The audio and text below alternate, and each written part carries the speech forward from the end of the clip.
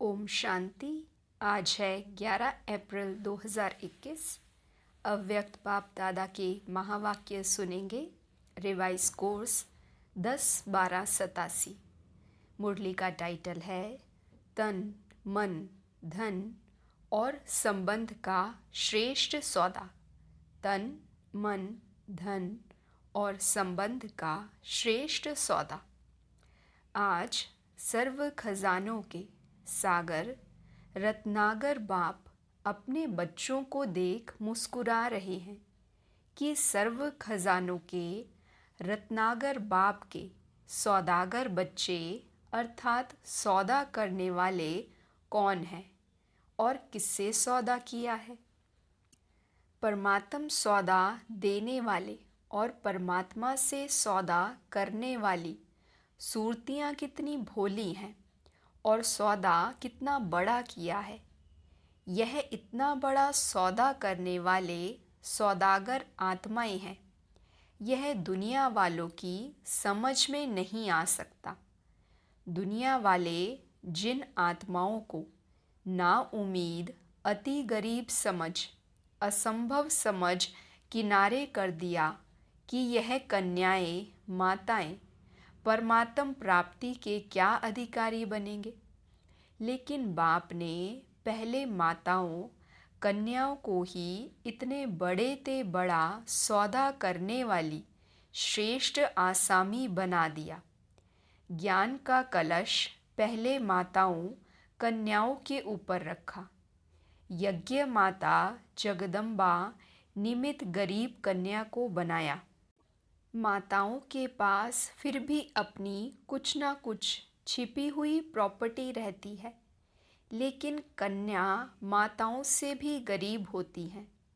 तो बाप ने गरीब से गरीब को पहले सौदागर बनाया और सौदा कितना बड़ा किया। जो गरीब कुमारी से जगत अम्बा सो धन देवी लक्ष्मी बना दिया। जो आज दिन तक भी भल कितने भी मल्टी मिलियनियर करोड़पति हों, लेकिन लक्ष्मी से धन ज़रूर मांगेंगे, पूजा ज़रूर करेंगे। रत्नागर बाप अपने सौदागर बच्चों को देख हर्षित हो रहे हैं। एक जन्म का सौदा करने से अनेक जन्म सदा माला माल भरपूर हो जाते हैं।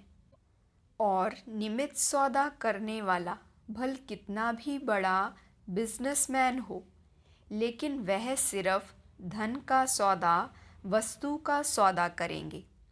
एक ही बेहद का बाप है जो धन का भी सौदा करते, मन का भी सौदा करते, तन का भी और सदा श्रेष्ठ संबंध का भी सौदा करते। ऐसा दाता कोई देखा? चारों ही प्रकार के सौदे किए हैं ना। तन सदा तंदुरुस्त रहेगा, मन सदा खुश, धन के भंडारे भरपूर और संबंध में निस्वार्थ स्नेह। और गारंटी है, आजकल भी जो मूल्यवान वस्तु होती है उसकी गारंटी देते हैं। 5 वर्ष 10 वर्ष की गारंटी देंगे और क्या करेंगे। लेकिन रत्नागर बाप कितने समय की गारंटी देते हैं, अनेक जन्मों की गारंटी देते हैं। चारों में एक की भी कमी नहीं हो सकती। चाहे प्रजा की प्रजा भी बने, लेकिन उनको भी लास्ट जन्म तक अर्थात त्रेता के अंत तक भी यह चारों ही बातें प्राप्त होंगी। ऐसा सौदा कभी किया है? अब तो किया है ना सौदा। पक्का सौदा किया है या कच्चा? परमात्मा से कितना सस्ता सौदा किया है। क्या दिया? कोई काम की चीज़ दी? फॉरेनर्स बाप दादा के पास सदैव दिल बनाकर भेज देते हैं। पत्र भी दिल के चित्र के अंदर लिखेंगे, गिफ्ट भी दिल की भेजेंगे। तो दिल दिया ना, लेकिन कौन सी दिल दी? एक दिल के कितने टुकड़े हुए पड़े थे। माँ बाप चाचा मामा, कितनी लंबी लिस्ट है। अगर संबंध की लिस्ट निकालो, कलयुग में तो कितनी लंबी लिस्ट होगी। एक संबंध में दिल दे दिया, दूसरा वस्तुओं में भी दिल दे दिया, तो दिल लगाने वाली वस्तुएं कितनी हैं, व्यक्ति कितने हैं। सब में दिल लगा के दिल के टुकड़े टुकड़े कर दिए हैं। बाप ने अनेक टुकड़े वाली दिल को एक तरफ जोड़ लिया, तो दिया क्या और लिया क्या। और सौदा करने की विधि कितनी सहज है। सेकंड का सौदा है ना बाबा, शब्द की विधि है। एक शब्द की विधि है, इसमें कितना समय लगता है। सिर्फ दिल से कहा बाबा, तो सेकंड में सौदा हो गया। कितनी सहज विधि है। इतना सस्ता सौदा सिवाय इस संगम युग के और किसी भी युग में नहीं कर सकते। तो सौदागरों की सूरत मूरत देख रहे थे। दुनिया के अंतर में कितने भोले भोले हैं, लेकिन कमाल तो इन भोले भालों ने किया है। सौदा करने में तो होशियार निकले ना। आजकल के बड़े बड़े नामी ग्रामी धनवान धन कमाने के बजाय धन को संभालने की उलझन में पड़े हुए हैं। उसी उलझन में बाप को पहचानने की भी फुर्सत नहीं है। अपने को बचाने में, धन को बचाने में ही समय चला जाता है। अगर बादशाह भी है तो फिक्र वाले बादशाह हैं, क्योंकि फिर भी काला धन है ना, इसलिए फिक्र वाले बादशाह हैं। और आप बाहर से बिन कौड़ी हो, लेकिन बेफिक्र बादशाह हो, बगैर होते भी बादशाह। शुरू शुरू में साइन क्या करते थे, बैगर टू प्रिंस। अभी भी बादशाह और भविष्य में भी बादशाह हैं। आजकल के जो नंबर 1 धनवान आसामी हैं, उनके सामने आपके त्रेता अंत वाली प्रजा भी ज़्यादा धनवान होगी। आजकल की संख्या के हिसाब से सोचो, धन तो वही होगा और ही दबा हुआ धन भी निकलेगा। तो जितनी बड़ी संख्या है, उसी प्रमाण धन बांटा हुआ है। और वहाँ संख्या कितनी होगी, उसी हिसाब से देखो तो कितना धन होगा। प्रजा को भी अप्राप्त कोई वस्तु नहीं, तो बादशाह हुए ना। बादशाह का अर्थ यह नहीं कि तख्त पर बैठे। बादशाह अर्थात भरपूर, कोई अप्राप्ति नहीं, कमी नहीं। तो ऐसा सौदा कर लिया है या कर रहे हो, वह अभी सोच ही रहे हो। कभी कोई बड़ी चीज़ सस्ती और सहज मिल जाती है, तो भी उलझन में पड़ जाते हैं कि पता नहीं ठीक है व नहीं। ऐसी उलझन में तो नहीं होना, क्योंकि भक्ति मार्ग वालों ने सहज को इतना मुश्किल कर और चक्र में डाल दिया है, जो आज भी बाप को उसी रूप से ढूंढते रहते हैं। छोटी बात को बड़ी बात बना दी है, इसलिए उलझन में पड़ जाते हैं। ऊंचे ते ऊंचा भगवान, उनसे मिलने की विधियां भी लंबी चौड़ी बता दी हैं। उसी चक्कर में भक्त आत्माएं सोच में ही पड़ी हुई हैं।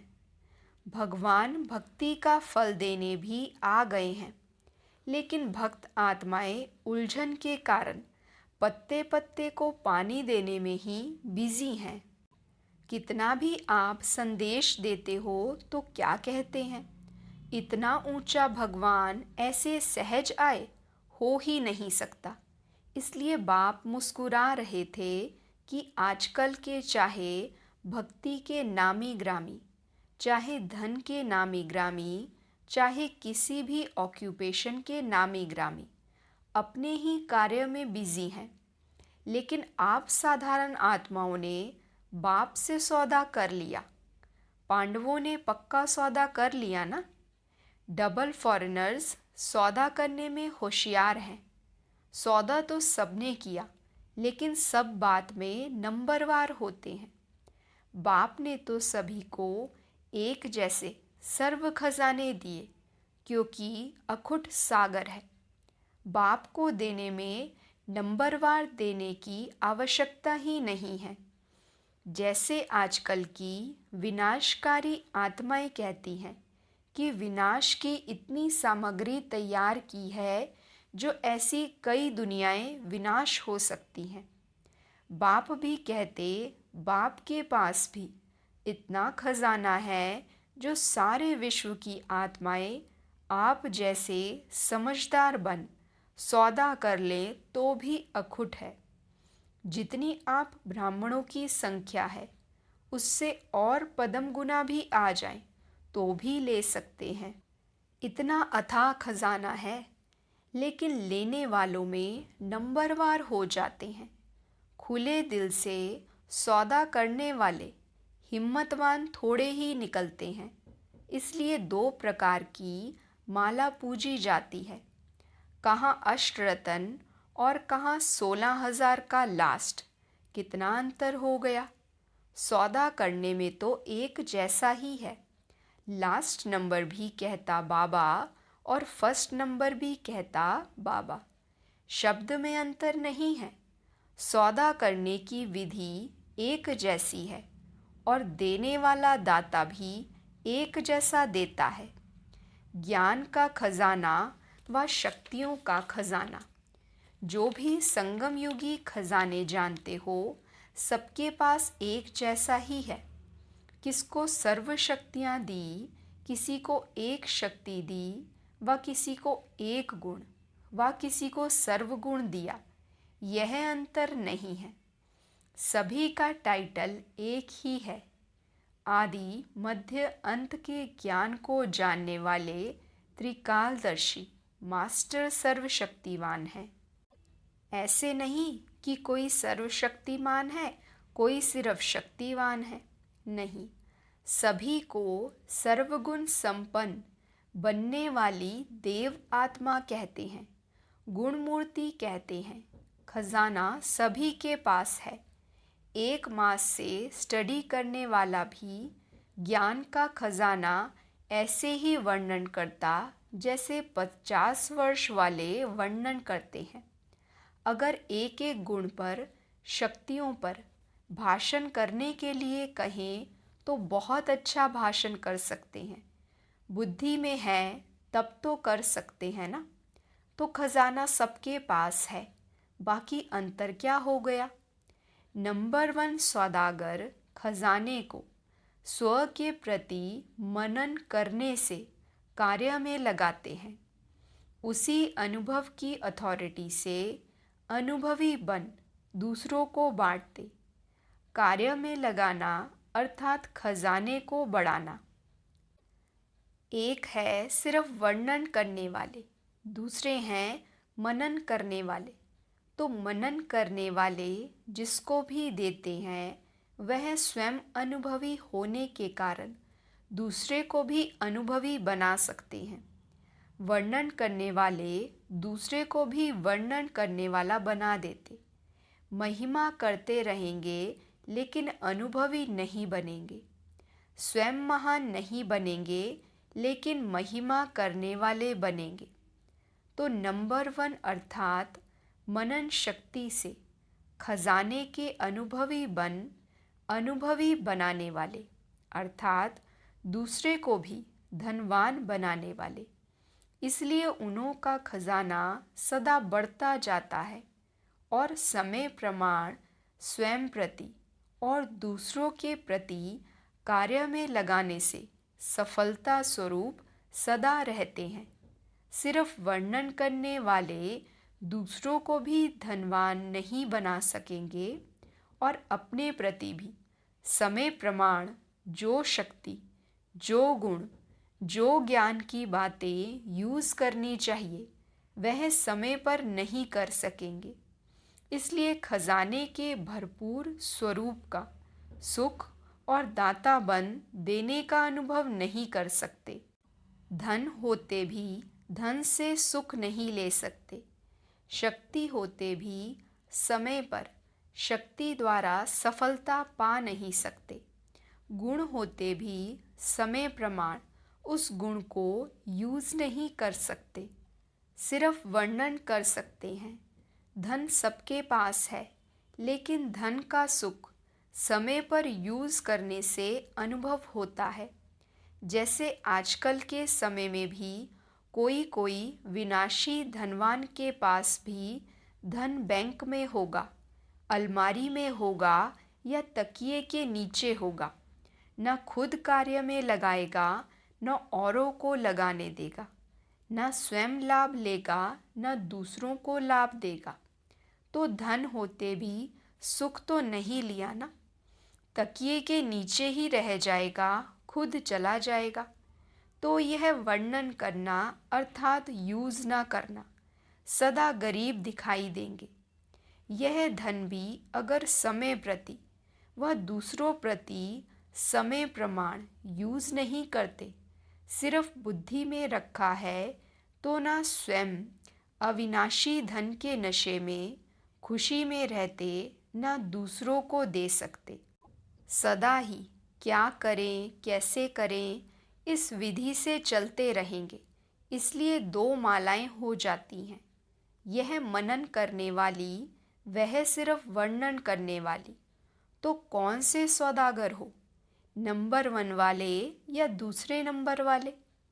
इस खजाने का कंडीशन है, शर्त यह है, जितना औरों को देंगे, जितना कार्य में लगाएंगे, उतना बढ़ेगा।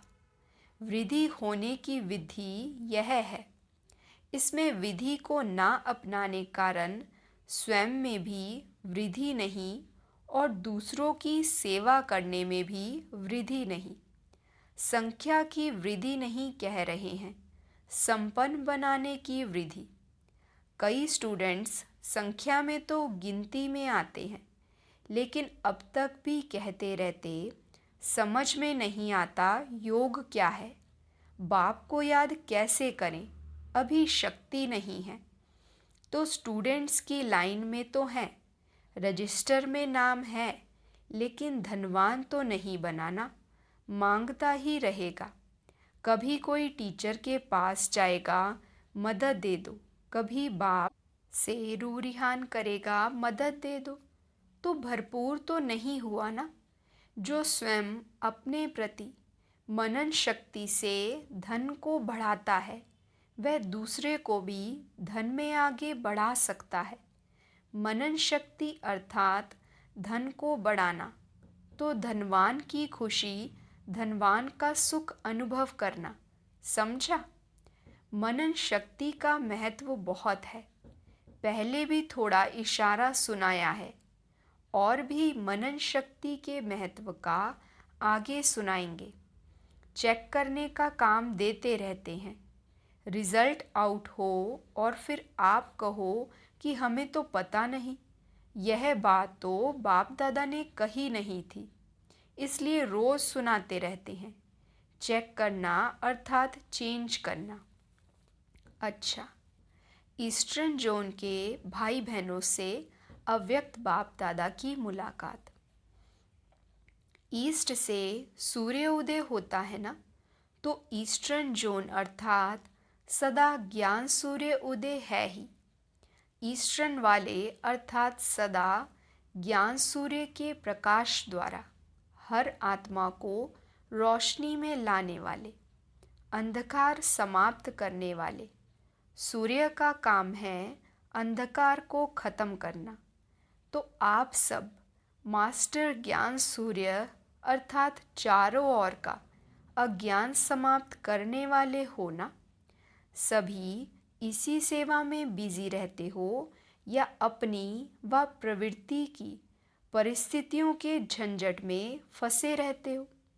सूर्य का काम है रोशनी देने के कार्य में बिजी रहना, चाहे प्रवृत्ति में, चाहे कोई भी व्यवहार में हो, चाहे कोई भी परिस्थिति सामने आए, लेकिन सूर्य रोशनी देने के कार्य के बिना रह नहीं सकता। तो ऐसे मास्टर ज्ञान सूर्य हो या कभी उलझन में आ जाते हो, पहला कर्तव्य है ज्ञान की रोशनी देना। जब यह स्मृति में रहता है कि परमार्थ द्वारा व्यवहार और परिवार दोनों को श्रेष्ठ बनाना है, तब यह सेवा स्वतः होती है। जहाँ परमार्थ है वहाँ व्यवहार सिद्ध व सहज हो जाता है और परमार्थ की भावना से परिवार में भी सच्चा प्यार, एकता स्वतः ही आ जाती है। तो परिवार भी श्रेष्ठ और व्यवहार भी श्रेष्ठ। परमार्थ व्यवहार से किनारा नहीं करता और ही परमार्थ कार्य में बिजी रहने से परिवार और व्यवहार में सहारा मिल जाता है। तो परमार्थ में सदा आगे बढ़ते चलो। नेपाल वालों की निशानी में भी सूर्य दिखाते हैं ना, वैसे राजाओं में सूर्यवंशी राजाएं प्रसिद्ध हैं, श्रेष्ठ माने जाते हैं। तो आप भी मास्टर ज्ञान सूर्य सबको रोशनी देने वाले हो। अच्छा, सर्वश्रेष्ठ सौदागर आत्माओं को सदा सर्व खजानों को समय प्रमाण कार्य में लगाने वाले महान विशाल बुद्धिमान बच्चों को सदा स्वयं को और सर्व को संपन्न अनुभव कर अनुभवी बनाने वाले अनुभव की अथॉरिटी वाले बच्चों को ऑलमाइटी अथॉरिटी बाप दादा का याद प्यार और नमस्ते। हम रूहानी बच्चों की रूहानी बाप दादा को दिल व जान सिक व प्रेम से नमस्ते नमस्ते नमस्ते जी। गुड मॉर्निंग बाबा, शुक्रिया बाबा, शुक्रिया। वहाँ मेरा भाग्य, वहाँ मेरे भाग्य विधाता बाबा। वरदान है, संगम युग पर हर कर्म कला के रूप में करने वाले 16 कला संपन्न भव। संगम युग पर हर कर्म कला के रूप में करने वाले 16 कला संपन्न भव। बाबा समझाते, संगम युग विशेष कर्म रूपी कला दिखाने का युग है, जिनका हर कर्म कला के रूप में होता है। उनके हर कर्म का व गुणों का गायन होता है। 16 कला संपन्न अर्थात हर चलन संपूर्ण कला के रूप में दिखाई दे, यही संपूर्ण स्टेज की निशानी है। जैसे साकार के बोलने चलने सभी में विशेषता देखी तो यह कला हुई। उठने बैठने की कला, देखने की कला, चलने की कला थी। सभी में न्यारापन और विशेषता थी। तो ऐसे फॉलो फादर कर 16 कला संपन्न बनो। स्लोगन है, पावरफुल वह है जो फौरन परख कर फैसला कर दे। पावरफुल वह है जो फौरन परख कर फैसला कर दे। अच्छा, ओम शांति।